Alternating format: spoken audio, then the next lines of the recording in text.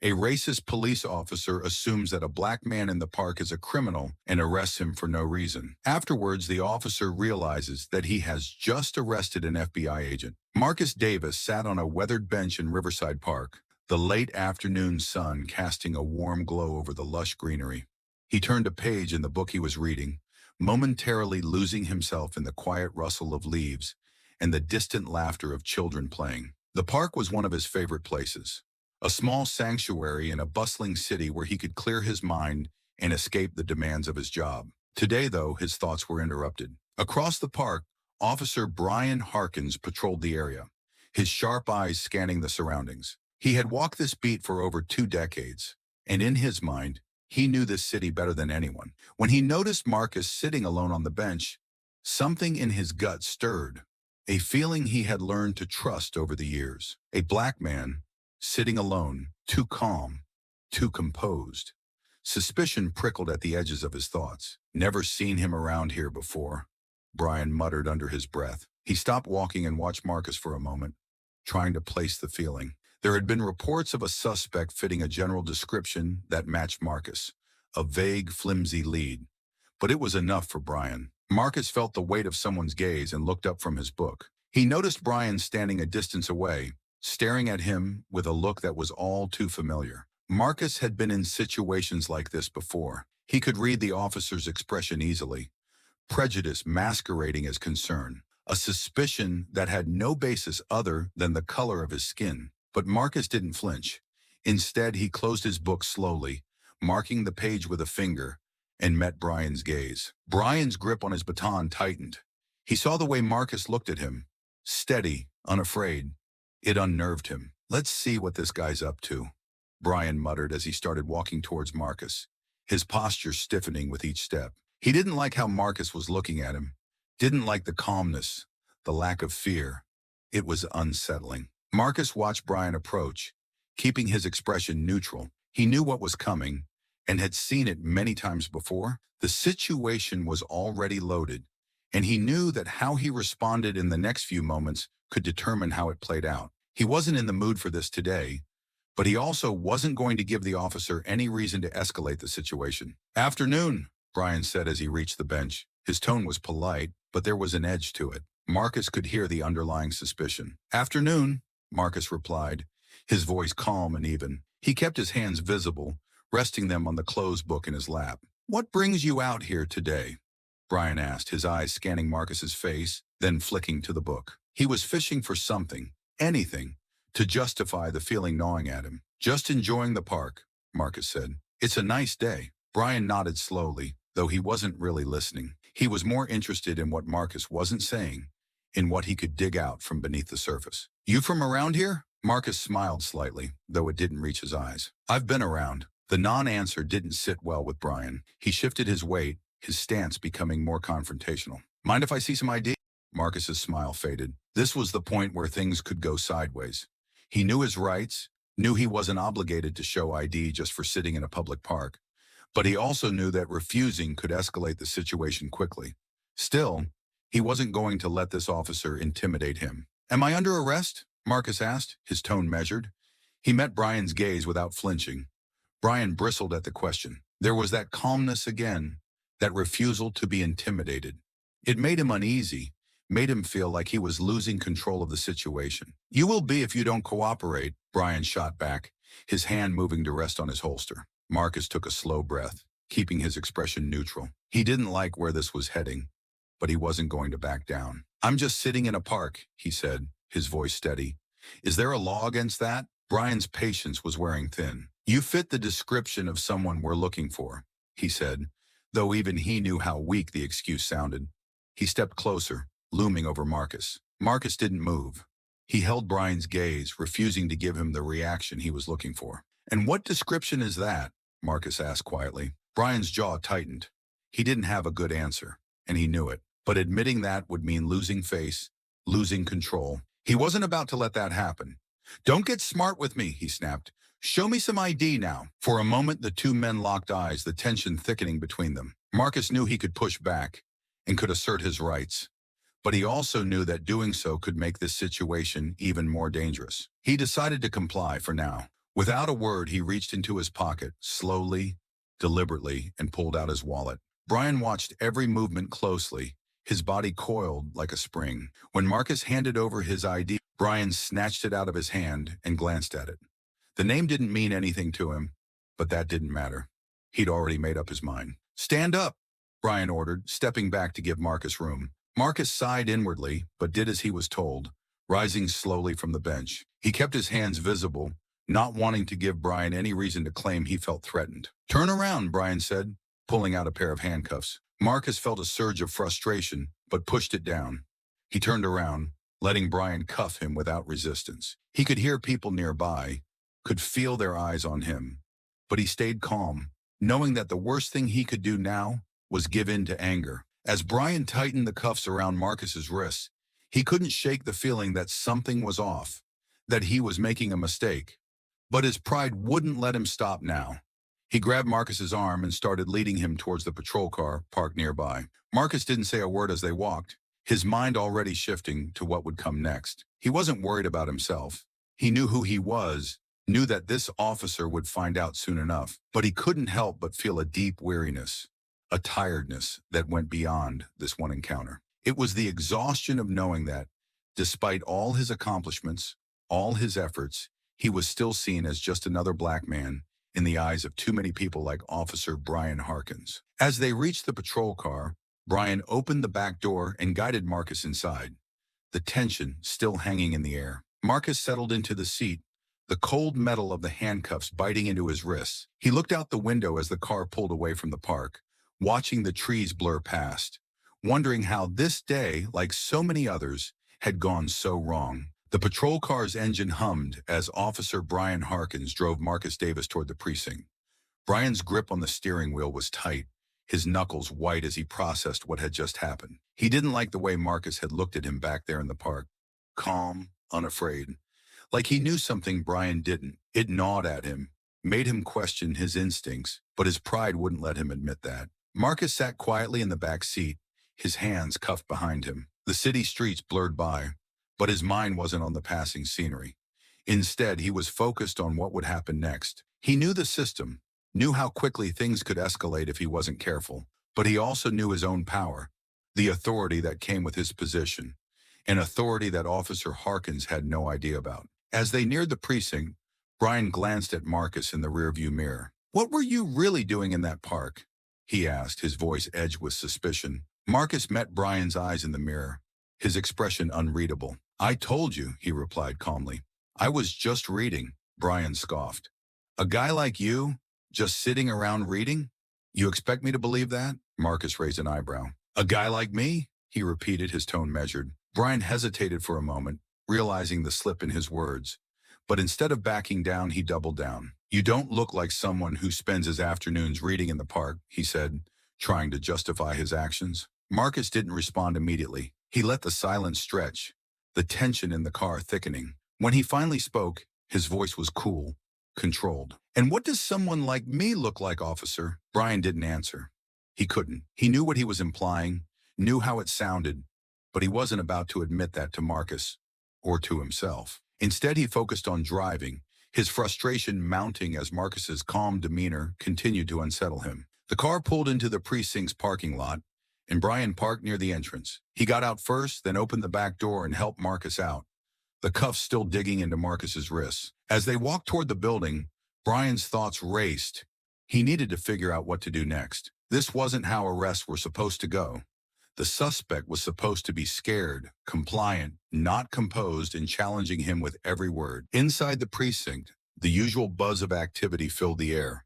Officers filing reports, phones ringing, the hum of conversation. Brian led Marcus through the main hall, ignoring the curious glances from other officers. He didn't want to explain himself just yet, not until he was sure of his next move. They reached the booking area, and Brian signaled for Marcus to stand by the processing desk. The officer behind the desk, a young man named Officer Jenkins, looked up, surprised to see Brian bringing someone in. "What's this about?" Jenkins asked, his eyes flicking to Marcus, then back to Brian. "Caught him acting suspicious in the park," Brian replied, his tone clipped. He handed over Marcus's ID, still unwilling to admit that he didn't have a solid reason for the arrest. Jenkins glanced at the ID, then back at Marcus. There was a flicker of recognition in his eyes, but he quickly masked it, nodding as he began typing into the computer. Marcus noticed the brief hesitation, filing it away in his mind. The recognition was subtle, but it was there.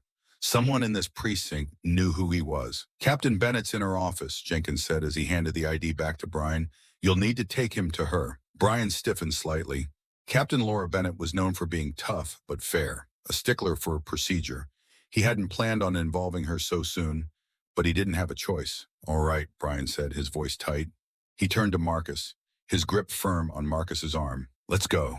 Marcus walked beside Brian, his expression still unreadable. As they approached Captain Bennett's office, he could sense the tension in Brian, the uncertainty that the officer was trying so hard to hide. It was the first crack in the armor, and Marcus noted it with quiet satisfaction. Brian knocked on the door, then opened it when he heard Captain Bennett's voice from inside. The office was neat, organized, with a large desk in the center and shelves lined with books and files. Captain Bennett, a woman in her early 40s with sharp eyes and a no-nonsense demeanor, looked up from her paperwork as they entered. Officer Harkins, she said, her tone neutral. What's this about? Brian stepped forward, guiding Marcus into the room. Caught this guy in the park, Captain.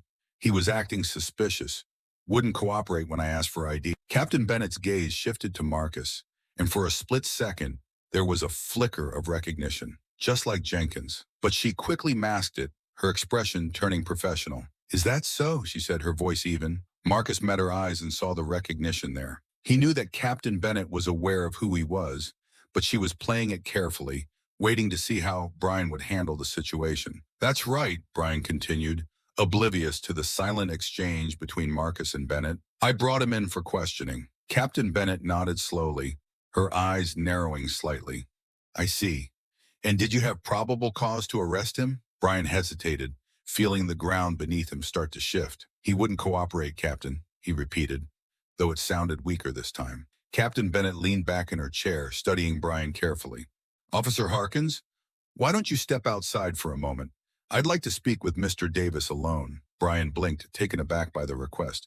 But Captain, outside, Harkins, Bennett said firmly, leaving no room for argument. Reluctantly, Brian released Marcus and stepped out of the office, closing the door behind him. As soon as he was gone, Captain Bennett's demeanor shifted slightly, becoming less formal. Mr. Davis, she said, her voice calm, I apologize for this misunderstanding. Marcus allowed himself a small smile. No need to apologize, Captain.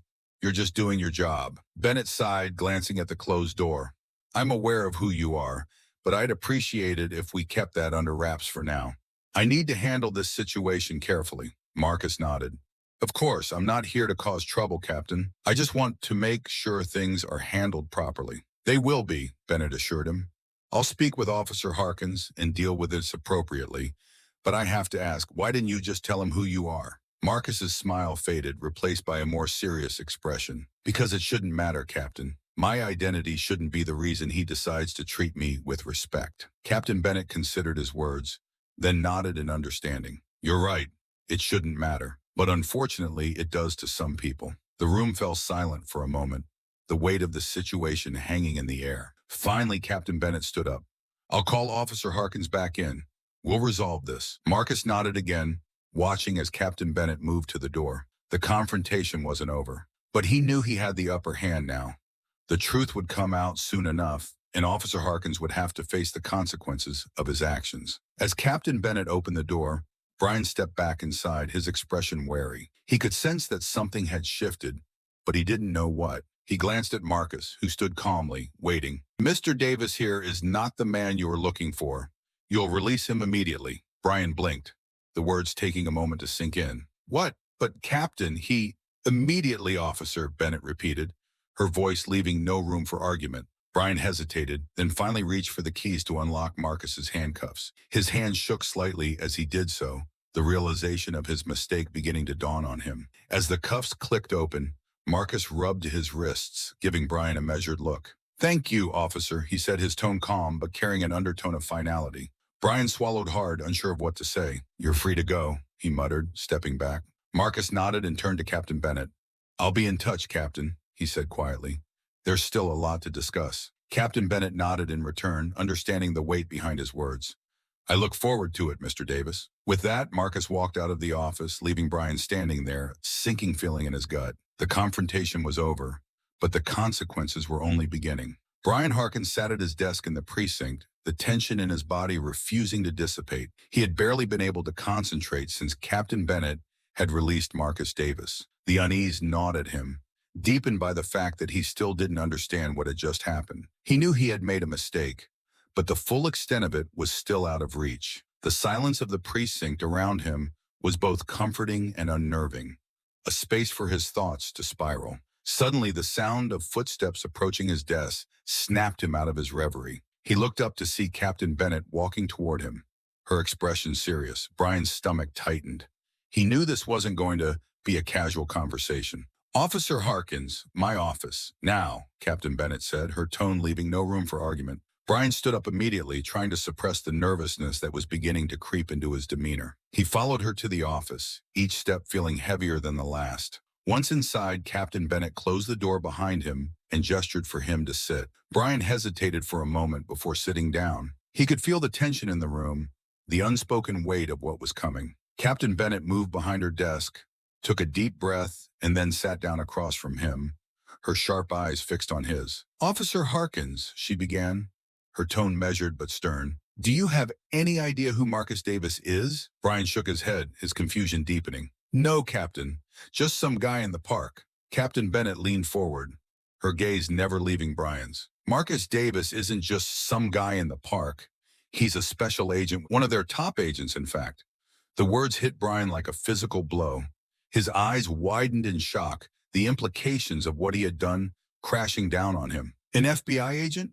he repeated, his voice barely above a whisper. "That's right," Bennett said, her voice firm. "And more than that, he's highly respected within the Bureau. His arrest is going to have serious consequences, not just for you, but for this entire precinct." Brian's mind raced, trying to piece together what this meant. He had profiled and arrested an innocent man, a federal agent no less, based on nothing more than his own biased assumptions. The enormity of his mistake began to settle in, bringing with it a cold, creeping dread. "I didn't know, Captain," Brian said, his voice shaky. "I didn't know who he was." "That's the problem, Harkins," Bennett replied, her tone still firm. "It shouldn't have mattered who he was. Your actions were based on assumptions and prejudices, not on any real evidence. You can't arrest someone just because they don't look like they belong in a park." Brian wanted to argue, to defend himself, but the words wouldn't come. Deep down, he knew Captain Bennett was right. He had let his biases guide his actions, and now he was facing the consequences. "What happens now?" Brian asked, his voice low, almost resigned. Captain Bennett sighed, leaning back in her chair. "For now, you're being placed on temporary leave while we investigate this incident. I've already spoken with the higher-ups, and they're not happy, to say the least. There will be an official review, and depending on the outcome, you could face disciplinary action, up to and including termination." Brian's heart sank. Termination. The word hung in the air like a death sentence. He had been a cop for over 2 decades, and the thought of losing his job, his career, was almost too much to bear. But as much as he wanted to deny it, he knew he had no one to blame but himself. I understand, Captain," Brian finally said, his voice barely above a whisper. Bennett studied him for a moment, her expression softening slightly. "I know this isn't easy to hear, Harkins, but you need to understand that your actions have consequences, not just for you, but for the people you serve. We can't afford to have officers who let their biases dictate their decisions." Brian nodded, though his mind was still reeling. The reality of his situation was starting to sink in, and with it came a flood of regret. He had always prided himself on being a good cop, someone who upheld the law and protected the community. But now all of that was in jeopardy because of one careless, prejudiced decision. Captain Bennett stood up, signaling that the conversation was over. "You're dismissed, Officer Harkins. I'll notify you when the review is scheduled." Brian stood up as well, feeling the weight of the world on his shoulders. "Thank you, Captain," he mumbled, before turning and walking out of the office. As he left the precinct, the familiar sights and sounds that had once brought him comfort now felt distant, almost alien. He walked to his car in a daze, the reality of his situation pressing down on him like a heavy fog. He had been a cop for so long that he didn't know who he was without the badge.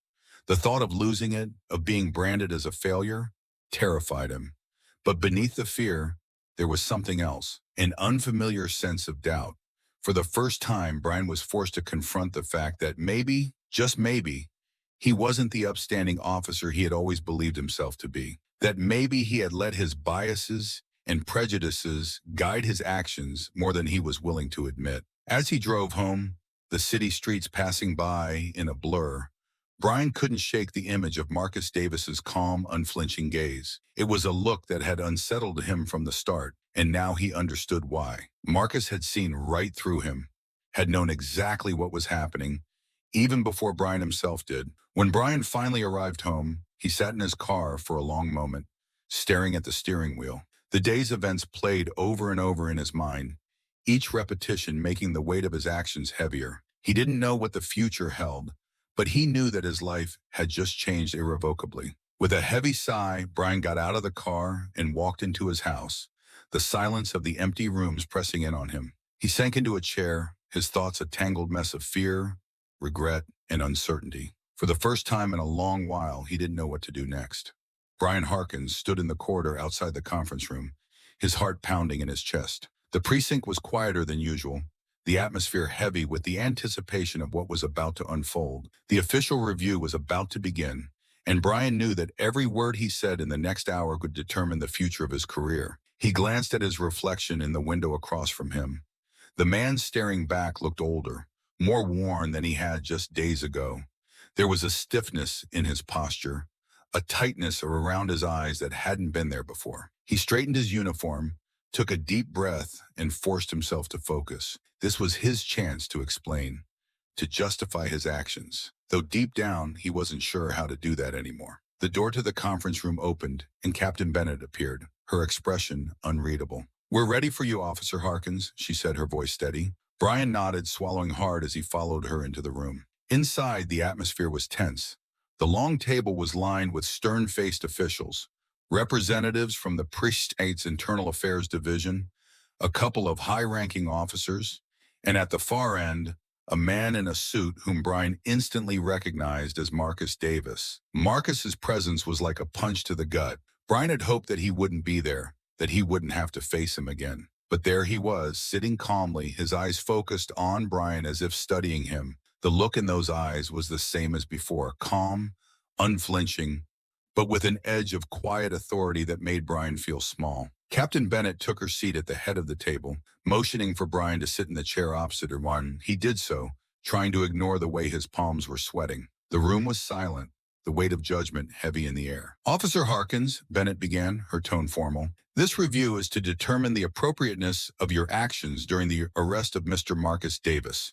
We will go over the events leading up to the arrest, your conduct during the arrest, and the consequences that have followed. Do you understand the gravity of this situation?" "Yes, Captain," Brian replied, his voice low but steady. He glanced briefly at Marcus, who was watching him intently, before returning his focus to Bennett. "Good," Bennett said, nodding. "Let's start with the incident report. According to your statement, you arrested Mr. Davis because you believed he was a suspect in a recent series of robberies. Is that correct?" Brian nodded. "Yes, Captain. I saw him in the park, and he matched the description we had. Tall, black male, early 40s. He was acting suspiciously, so I approached him." "And what exactly was suspicious about his behavior?" Bennett asked, her tone neutral but probing. Brian hesitated, knowing that his answer here was crucial. "He was alone, just sitting there, and when I asked for his ID, he was evasive." "Evasive how?" Bennett pressed. "He didn't want to show me his ID right away," Brian explained, though even as he said the words, they sounded weak to his own ears. "He seemed like he was hiding something." Marcus's voice cut through the air, calm but firm. "I was reading a book, Officer Harkins. Not exactly the behavior of a criminal on the run." Brian flinched slightly at Marcus's words but kept his focus on Bennett. "I was just doing my job, Captain. I was trying to protect the community." "And did you find anything on Mr. Davis that would indicate he was involved in any criminal activity?" Bennett asked, her eyes narrowing slightly. Brian shook his head. "No, Watton. He was clean." There was a pause, a heavy silence that filled the room as everyone processed what had been said. Then one of the internal affairs officers spoke up, his voice stern. "Officer Harkins, did it ever occur to you that Mr. Davis might have been telling the truth? That he wasn't the suspect you were looking for?" Brian hesitated again, his mind racing for the right words. I was following protocol. We're trained to be cautious, to assume that someone might be dangerous until proven otherwise. But did you consider that your assumptions might have been influenced by factors other than protocol? The officer asked pointedly. Brian's throat tightened. He knew what they were getting at, and he knew there was no good answer. I didn't mean to profile him, he said, his voice faltering slightly. I was just doing my job. Marcus leaned forward slightly, his gaze still fixed on Brian. Your job is to protect and serve Officer Harkins, not to judge people based on their appearance. Brian met Marcus's eyes, and for a moment he felt a surge of defensiveness, but it was quickly followed by a wave of guilt. He had been in law enforcement long enough to know when he was wrong, and this was one of those times. Captain Bennett cleared her throat, drawing the room's attention back to her. Officer Harkins, this review isn't just about what happened that day. It's about the mindset that led to your actions.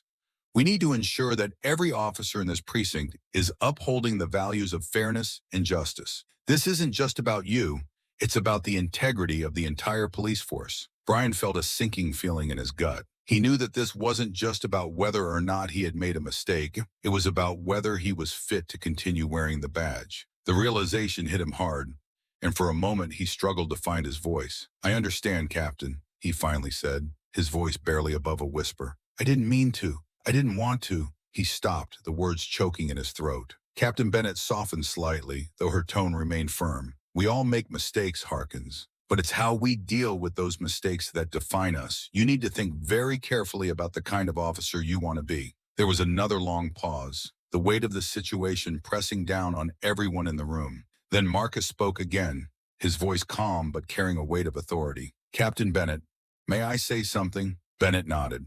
Of course, Mr. Davis. Marcus stood up, his presence commanding the attention of the room. He looked directly at Brian, his expression serious but not unkind. I understand that being a police officer is a difficult job. You are under constant pressure, and sometimes that pressure can lead to bad decisions. But we can't allow those bad decisions to go unchecked. This isn't just about holding Officer Harkins accountable. It's about ensuring that something like this doesn't happen again. Brian listened, his heart heavy. He knew Marcus was right, but the truth of it was hard to swallow. He had spent his entire career believing he was doing the right thing. But now he was faced with the reality that his actions had caused harm, that his biases had blinded him to the truth. Marcus continued, his voice steady. I'm not here to ruin anyone's career, but I am here to make sure that the next time an officer encounters someone like me, they think twice before making assumptions. This is an opportunity for change, and I hope that this precinct will take it seriously. Captain Bennett nodded, her expression thoughtful. Thank you, Mr. Davis. Your words are noted. Marcus sat down again, his gaze still on Brian. There was no malice in his eyes, but there was a firmness, a resolve that made it clear he wouldn't tolerate any further injustice. Captain Bennett looked at Brian, her tone softer but still authoritative. Officer Harkins, you'll remain on temporary leave while we continue this review. I suggest you take this time to reflect on what's been said here today. We'll reconvene in a few days to discuss the next steps. Brian nodded numbly, the weight of everything pressing down on him. Yes, Captain, he said quietly. The meeting was adjourned, and as the officials began to file out of the room, Brian remained seated, his mind racing. He had come into this review hoping to defend himself, to justify his actions, but now all he could think about was how wrong he had been. The realization was like a cold, hard truth that he couldn't escape. As the last of the officials left the room, Brian stood up slowly, his movements heavy with the burden of his thoughts. He glanced at Marcus one last time, and for a moment their eyes met. There was no animosity in Marcus's gaze, just a quiet determination, a resolve to see justice done. Brian looked away, unable to hold Marcus's gaze any longer. He knew that he had a lot to think about, a lot to come to terms with. And as he walked out of the conference room, the weight of his actions and their consequences hung over him like a dark cloud. Captain Laura Bennett sat in her office, staring at the stack of reports on her desk. Each piece of paper represented a fragment of the truth she was trying to piece together. The internal investigation into Brian Harkins's conduct was underway, and it was her responsibility to ensure that every detail was thoroughly examined. She rubbed her temples, feeling the tension in her shoulders. The precinct had always prided itself on maintaining high standards, but this incident had shaken that foundation. Whatever the outcome, Bennett knew that the investigation would have far-reaching consequences, not just for Brian, but for the entire department. Taking a deep breath, she reached for the first report, the initial witness statements from the park. She had already read them multiple times, but each reread added weight to the growing evidence against Brian. The witnesses, all park-goers present during the arrest, described the event with stark clarity. Their accounts were consistent. Brian had approached Marcus Davis with an assumption that he was a criminal, without hesitation and without attempting to de-escalate. Bennett turned to the next report, the body cam footage. She had watched it several times, each viewing more uncomfortable than the last. The footage was clear and unambiguous. Brian's voice, his tone, and his body language reflected the assumptions he had made from the moment he saw Marcus. The aggression in his approach, the way he had disregarded Marcus's attempts to explain, the force he used during the arrest, it was all there, laid bare for anyone to see. A knock at the door pulled Bennett from her thoughts. She looked up to see Detective Harper, her second in command for the investigation, standing in the doorway. "I've got the last of the witness interviews," Harper said, holding up a file, "and I've scheduled Marcus Davis for later this afternoon." "Thanks, Harper," Bennett replied, taking the file. "How's it looking?" Harper sighed, running a hand through his graying hair. "Not good, Captain. Most of the witnesses are pretty clear about what they saw. And from what I can tell, the body cam footage backs them up." Bennett nodded grimly. "I was afraid of that." "Are we bringing Brian in for another round of questions?" Harper asked. "Yeah," Bennett said, leaning back in her chair. "Let's see if he's ready to talk more openly about what happened." Harper nodded and left the office, leaving Bennett alone with the file. She flipped it open and began reading the new witness statements. They were consistent with the others. Brian had acted aggressively from the start, and it was clear that Marcus had been trying to defuse the situation. But Brian hadn't listened. As Bennett finished reading, she felt a deep sense of unease.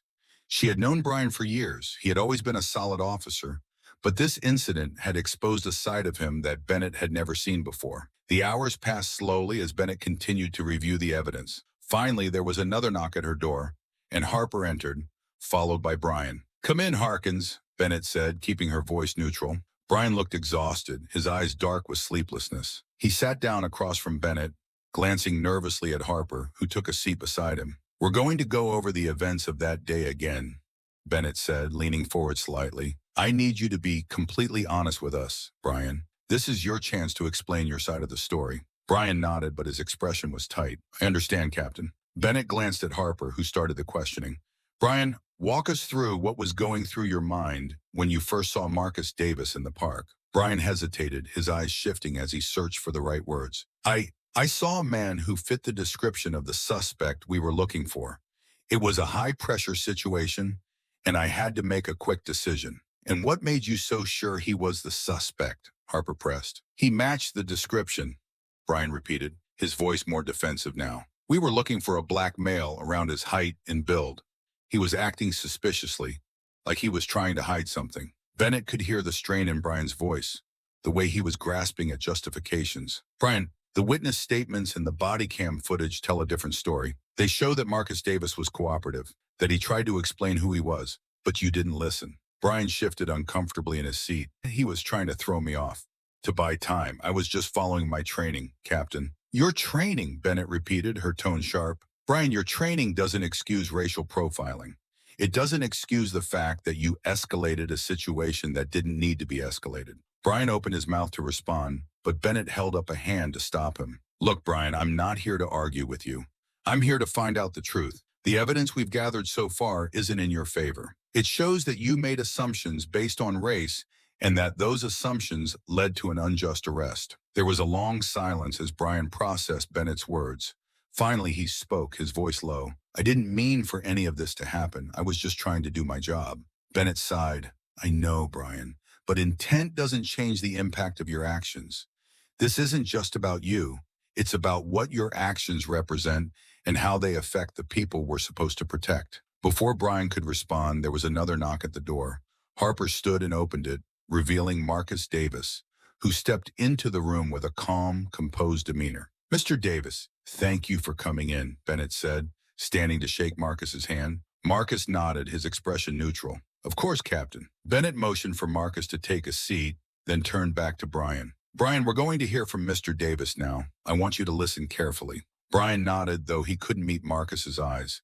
Bennett gestured for Harper to begin. Mr. Davis, can you describe your encounter with Officer Harkins from your perspective? Marcus's voice was steady. I was at the park, enjoying my day off, when Officer Harkins approached me. He was aggressive from the start, demanding to see my ID and questioning me like I was already guilty of something. I tried to explain that I was an FBI agent, that there must have been some mistake, but he didn't listen.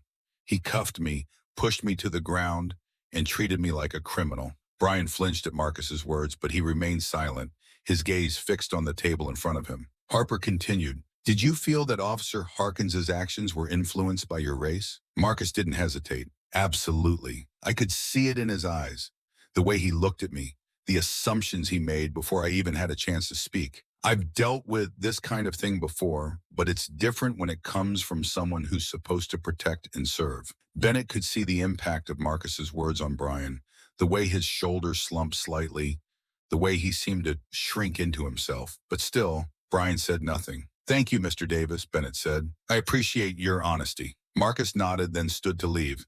As he reached the door, he paused and turned back to Brian. "I don't hold any personal grudges, Officer Harkins, but I hope you can take this as an opportunity to learn, to understand the impact of your actions. It's not just about what you intended. It's about how those intentions play out in the real world." With that, Marcus left the room, leaving a heavy silence. Bennett looked at Brian, who was still staring at the table. "Brian, this investigation isn't just about finding out what happened. It's about making sure it doesn't happen again. We have to do better, for the people who serve and for ourselves." Brian nodded slowly, but there was no fight left in him. The weight of the evidence, the words of Marcus Davis, and the reality of his actions were all starting to sink in. But whether or not he was ready to fully confront that truth remained to be seen. "Take the rest of the day, Brian," Bennett said quietly.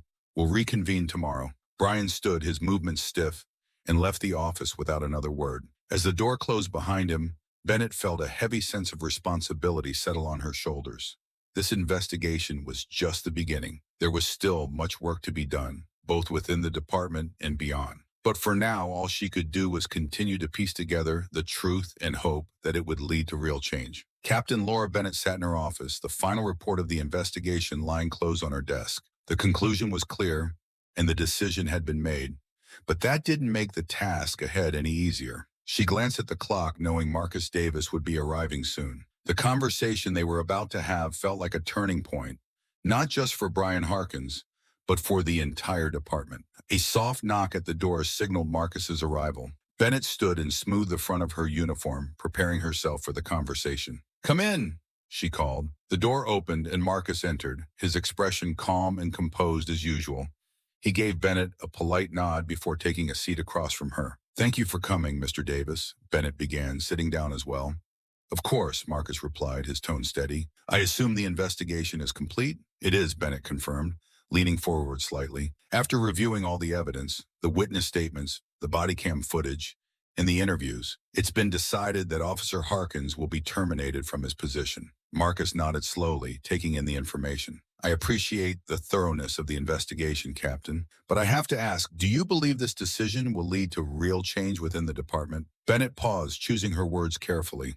"I believe it's a step in the right direction. Brian Harkins' actions were unacceptable, and his termination sends a clear message that racial profiling and the abuse of power will not be tolerated. But I also know that firing one officer isn't enough to address the deeper issues at play." Marcus's gaze remained steady as he replied, "You're right.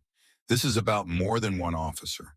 It's about the culture within the department, the training officers receive, and the biases that can influence their decisions in the field. If we don't address those underlying factors, incidents like this will keep happening." Bennett nodded, appreciating Marcus's candor. "I agree. This incident has brought to light the need for systemic change, and I'm committed to making that happen. We're already working on revising our training programs to include more comprehensive education on racial bias and de-escalation techniques. We're also planning to implement more rigorous oversight and accountability measures." "That's a good start," Marcus said, a hint of approval in his voice. "But it's going to take more than just policy changes.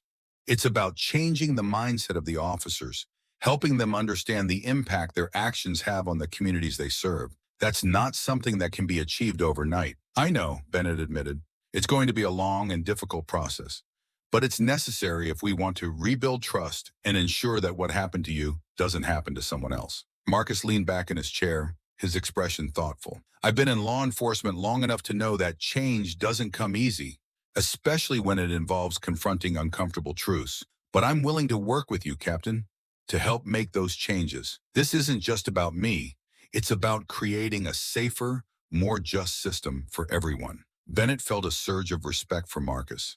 Despite everything he had been through, he was still willing to engage, to push for the reforms that were so desperately needed. I appreciate that, Mr. Davis, Bennett said sincerely. Your experience and insight will be invaluable as we move forward, and I want you to know that your voice will be heard. Marcus nodded. Thank you, Captain. I'm not looking for any special treatment. I just want to make sure that this department becomes the best version of itself. That's what the community deserves, and that's what the officers deserve too. Bennett couldn't agree more. You're right, and I promise you, we're committed to making that happen. The room fell into a comfortable silence for a moment, both of them reflecting on the weight of the conversation. The decision to fire Brian Harkins was just the beginning. The real work lay ahead, in the reforms and the cultural shift that would be necessary to prevent future injustices. As Marcus stood to leave, Bennett rose as well, extending her hand. Thank you again, Mr. Davis. I look forward to working with you. Marcus shook her hand firmly. Likewise, Captain. Let's make sure this is a turning point, not just a momentary reaction. With that, Marcus left the office, leaving Bennett alone with her thoughts. She glanced at the closed investigation report on her desk one last time before turning her attention to the future. The decision had been made, but now it was up to her and the department to ensure that it led to real and lasting change.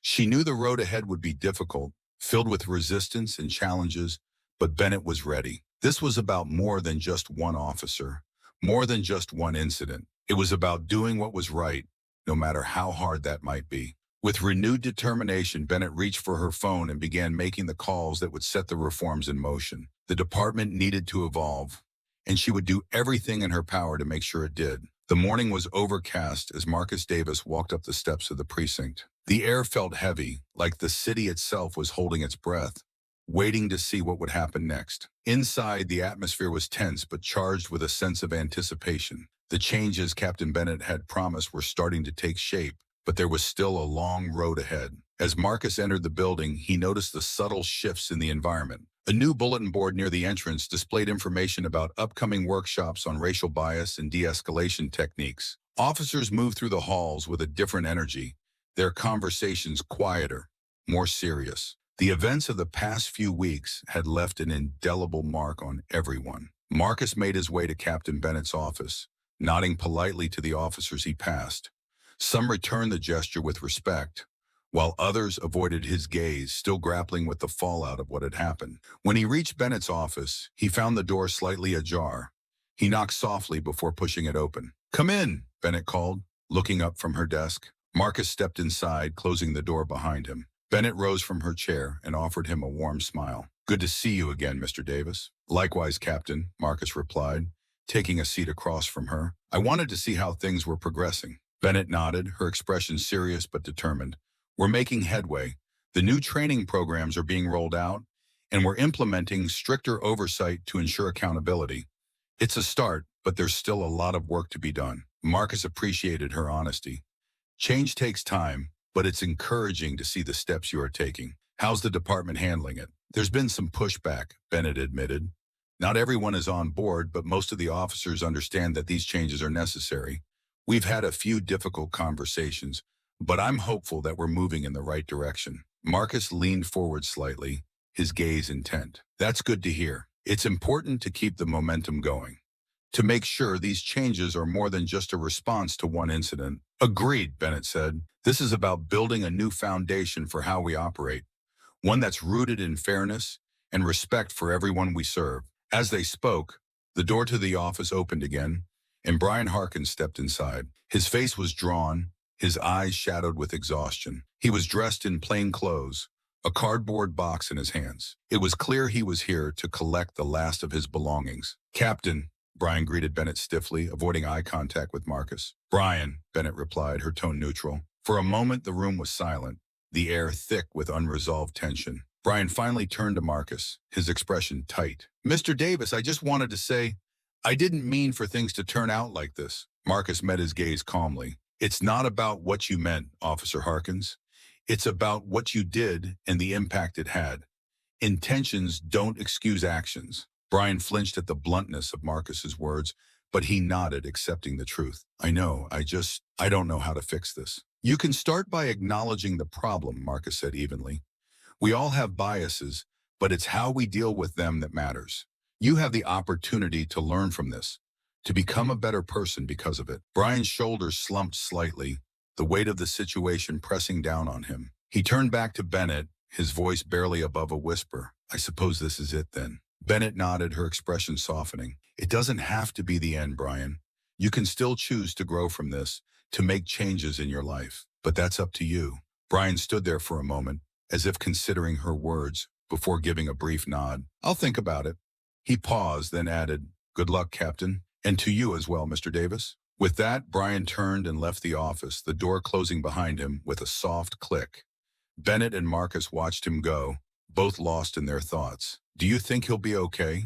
Marcus asked after a moment. Bennett sighed, leaning back in her chair. I hope so. But it's out of our hands now.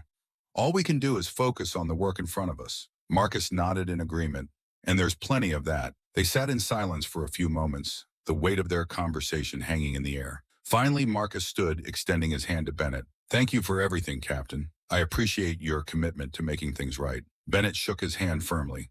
Thank you, Mr. Davis. Your involvement has been invaluable. We're in this together. With that, Marcus turned and left the office, making his way through the precinct one last time.